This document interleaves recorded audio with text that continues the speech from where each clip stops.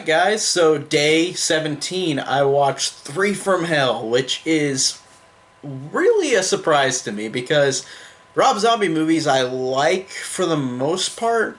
The only one I didn't really like was 31 from what I remember, but I want to rewatch and review all of the Rob Zombie movies sometime soon. But definitely not this month, but sometime I will. And 3 from Hell came out on Blu-ray, and I bought the Blu-ray collector set with this exclusive T-shirt that says "Disco Sucks."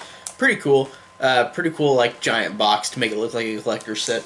But 3 from Hell, I really was curious about this one because I like Devil's Rejects a lot. House of a Thousand Corpses, from what I remember. Again, I need to rewatch it. So going into 3 from Hell, I was like, what am I going to think? I'll tell you this right now, I really enjoyed this movie. This was really, really entertaining and really fun. I like how this starts out like an 80s TV newsreel of like them after the end of Devil's Rejects, where like they have survived what happened at the end of Devil's Rejects, and there's this case study on like TV of like them with the film stock, which looks really cool, like it is from the 80s. That is really awesome. Of them like going to prison, the court like dealing with them, and I think that it's really awesome how it starts out. And of course, I really think that in this movie in particular, I just really liked how this movie looked. I felt like Rob Zombie always has a cool visual flair to his movies, but this one I really liked. And one of my biggest things I loved in this movie was Sheri Moon Zombie as Baby in this movie. She was so good. She is really silly in moments, but in a way where she seems so genuine, and I really loved her performance. She was so fun, so funny. There are so many funny lines with her in this movie. I really, really dug her so much in this movie. And then Bill Moseley as Otis I thought was great, like he was in the other ones. And Richard Brake as Winslow is pretty good. Everyone keeps telling me that in 31 he's really great, and I just don't remember 31 well enough to say at this moment what I thought. I'll rewatch that and get it on Blu-ray, but I just haven't seen it since it came out in 2016. But Richard Brake is good in this movie as Winslow. I think he's actually pretty funny with his lines. I think as a replacement for Captain Spaulding, I did enjoy him. And also, there's one actor that makes an appearance that I thought was really cool. Clint Howard has this random appearance as a clown, and it is awesome. I really love seeing Clint Howard again. I think he's great, and I think that's so cool seeing him in this movie. And his scene is awesome. I really love him in this movie. And again, like, the chemistry between the three I think is great, and I really do like all three of them together, even though it's not Captain Spaulding, really, because he's only in the movie for like the first 5 minutes, but Winslow, I think, is a good kind of replacement because I do like the chemistry between all three of them. I think they're all good and all interesting and funny. Like, Baby's lines crack me up in this movie. There's a scene where she goes and hits on a guy who's like wearing a sombrero and a fake mustache, and the guy's like, "Hey, you look like that girl, that woman who's on the news that killed all those people." And then she goes, "Yeah, that's me." And like, that reaction that she makes is so funny. And then there's a scene where all three of them are in the car, and like, she wants to drive, and they're like, "What?" And she says, "What am I speaking? Fucking Mexican? Like, I want to drive." Like, lines like that I think are awesome in this movie. Like, she's so great in this movie. I love Sheri Moon Zombie in this. This might be one of my absolute favorite of her performances in all of the Rob Zombies movies. I really think that she's great in this movie. And let's talk about Sid Haig, because Captain Spaulding is in this movie, and it describes what happens in the movie why he's not in the whole movie, but it makes total sense because Rob Zombie went up to Sid Haig and had him film a little bit of this movie because apparently they wouldn't have made this movie if he was not involved, if Sid Haig wasn't involved. And Rob Zombie knew that he was old and he was really not doing very well, and so they have him not, like, at the beginning of the movie.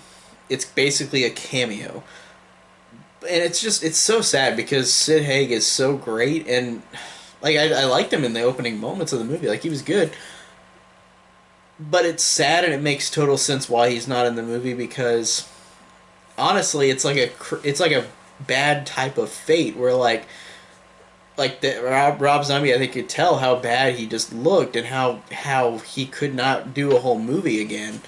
And I actually have a story. I went to Planet Crypticon over the summer, and I didn't get to speak with him because he had a line through the roof. But there was Sid Haig was there, and I saw him in person. And it was so cool seeing him. But looking at him at that moment, he didn't look well. He was extremely skinny, and he looked like he was not doing good. And then like a couple months later, after I went to that con, he passed. So it's like it really sucks. And he was 80 years old. I mean, he lived a long life, but it's just so sad to see that he's only in the beginning of the movie. But I appreciate the fact that Rob Zombie brought him in to at least connect him, and because the studio apparently made him like they wouldn't have made the movie if it didn't have Sid Haig in it.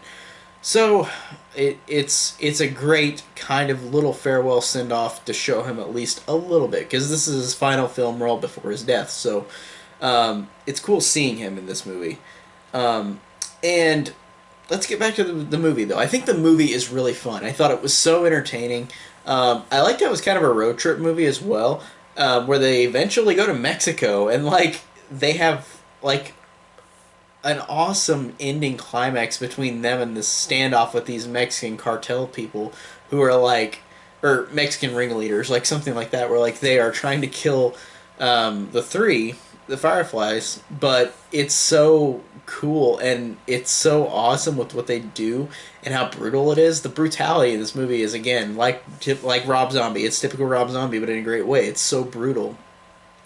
And it's weird because I feel like this is one of his most restrained movies, if that makes sense. Like there's not as much just at the beginning of the movie there was, but there's not as much just saying fuck 20 times in his sentence. And that to me sometimes in his movies does annoy me.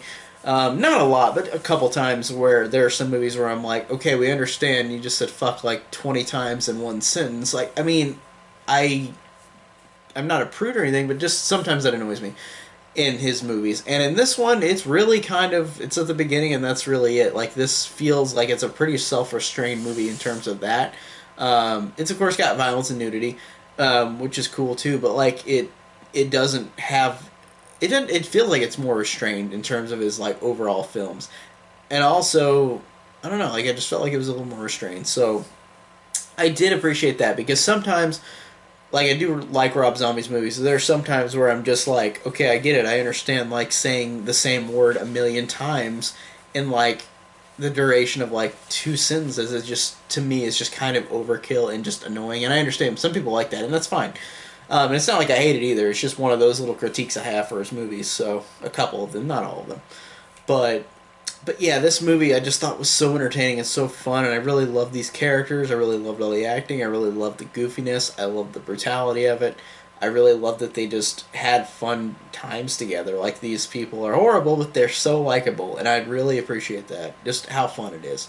And watching this, I'm definitely gonna rewatch House of a Thousand Corpses and Devil's Rejects again because I haven't watched those in a while.